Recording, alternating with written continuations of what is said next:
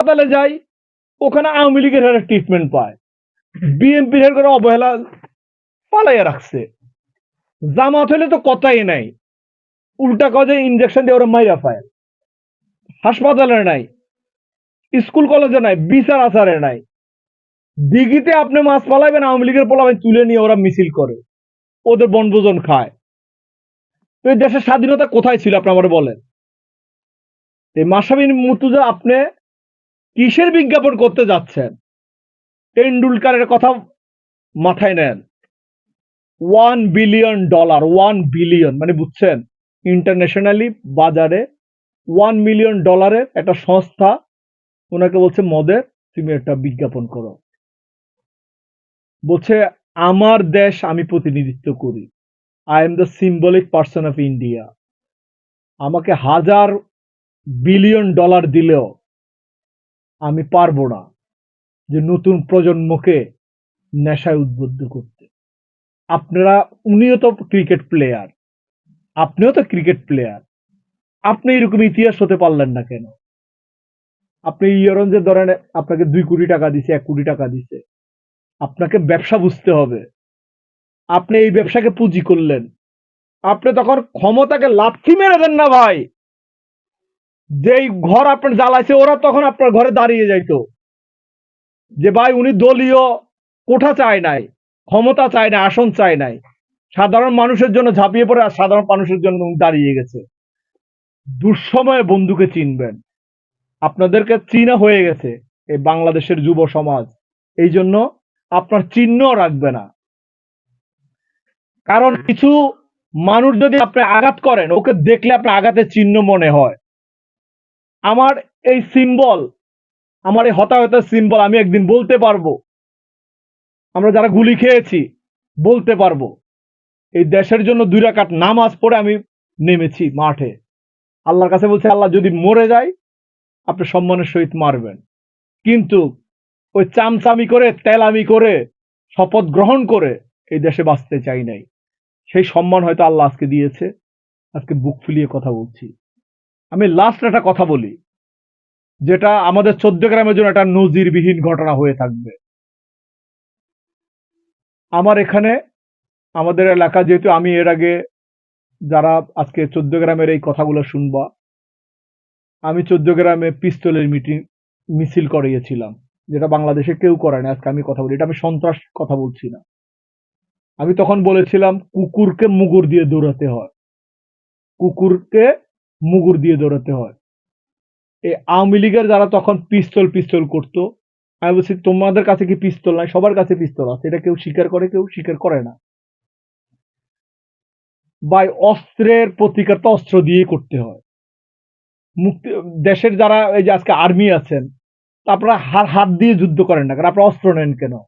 আপনাদের লাইসেন্স করা গভর্নমেন্ট স্বীকৃত। আওয়ামী লীগের হাজার হাজার ছেলেদের কাছে বেআইনি অস্ত্র আছে না, ওরাও গুলি করছে না, এগুলোর বিচার হচ্ছে না কেন? আমি তখন প্রতিবাদ করেছিলাম আমার 14 গ্রামের মাটিতে। তখন তখন আমারে বলছে যদি আওয়ামী লীগ ক্ষমতায় না যায় তোরে বিশ্ব রোডে 2 ট্রাকের সাথে বেঁধে এরকম ছিঁড়ে ফেলবো। এটা 14 গ্রামের মানুষ ভুলে নাই। কিন্তু সেই গভর্নমেন্ট আল্লাহ আনে নাই। তখন আব্দুল্লাহ মোহাম্মদ তাহের আসছে, আমি তখন সম্মানিত হয়েছি। এটা তাহের ভাইয়ের কাছে আমার হাত জোর করে অনুরোধ করছি যে 14 গ্রামবাসী আপনাকে ফুলের মালা দিয়েছিল, সেই মালাটা আপনি আমাকে পরিয়েছিলেন, সেই ইতিহাস আমি ভুলবো না। আমাদের যখন আমি শিল্পী হিসাবে, তখন আমাদের রেলমন্ত্রী উনি ওনার বাসা আমাকে ইনকেসলি লোকজন পাঠিয়ে আমাকে নিয়ে গেছে। আমাকে বলছে তুমি কি জেলে যাইবা না সুন্দরভাবে বেঁচে থাকবা? তখন এর আগে আমি দুটো কথা আজকে আছে, শাহাবুদ্দিন ভাই আমার এলাকার কিছু মানুষ, আমি ফোন করছিলাম যে ভাই আমার এই বলে বলছে তাবিজ হযরত মুহাম্মদ সাল্লাল্লাহু আলাইহি সাল্লাম কিছু মানুষের সাথে আপোস করেছেন সংঘর্ষ এড়াতে। তুমি যদি মরেই যাও, তোমাকে যদি আমরা হারিয়ে ফেলি, তাহলে তো এই প্রতিভাটা আমরা আর পাবো না। উনি কি বলতে চায় সেটা আগে শোনো। এখন উনি বেঁচে আছেন, আমার সাথে কালকে হয়তো দেখা হবে, কথা হবে। পরে আমি বললাম যে ভাই আপনার জন্য কি করতে হবে দেখেন, মানে এটা একটা সিম্বল দেখাচ্ছি। আমার বলছে তুমি আমার একটা গান করে দাও। তো আমি, উনার পিএস ছিল ইউসুফ, তো আমি একটা গান করলাম। করার পরে উনি আমাকে 7 লাখ টাকা দিলেন, আমার মনে আছে ক্লিন। একটা খাম, বললো যে ভাই এখানে 7 লাখ টাকা আছে। আমি বললাম যে ভাই আমি টাকার জন্য গান করতে আসিনি। উনি আমার এলাকার মন্ত্রী, এমপি, আমি উনার এলাকার সন্তান, আমি এটা দলের হিসাব করছি না, এই জন্য আসছি। আমি আমার জায়গায় অন্য কেউ থাকলে উনি করতেন, কিন্তু দলীয় লোগো ইউজ করে, দলীয় কথা হিসেব করে আমি টাকা নেব, ওনার জন্য গান করব, সেই মানুষ আমি তা বিস্ফোরক না। আমি ওই টাকাটা ওনাকে রেখে আমি ওনাকে গান করে দিছি। দেন দেখেন পরের ঘটনা কি হলো, উনি হজ করতে গেল সৌদি আরবে। মানে এটা ইতিহাস জেনে রাখেন মানুষ। আমি বলি, আপনি ভালো কাজ করলে আপনার মানুষ প্রশংসা করবে, খারাপ করলে আপনাকে বাস দিবে। It's true.